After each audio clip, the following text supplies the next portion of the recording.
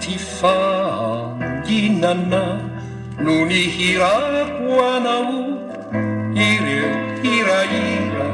sy ny kalokalo tsara indrindra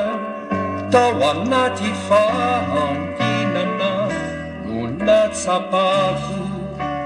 iafo ny fitiavako tianao rehitra tsy mety maty ao amoana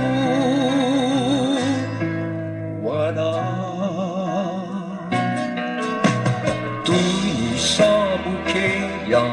ranomazina mangenieny tsy matahotroza namana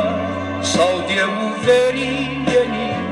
manantena ihany ny diatrany ahita ny seranana toy izany ny vetsovetso boko singany ety hoana na dia manirery aza risominako tsy miovako ny fity zay no lalako na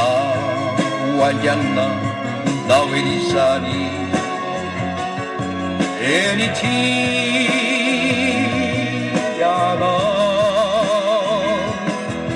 eny ty ka raha tomanego na ianao ka mahatsiarotsiaro ireo dinansika reo fitireo sambaratelo maro dia izany no vao makiamena hatrany iafo ny fitiavako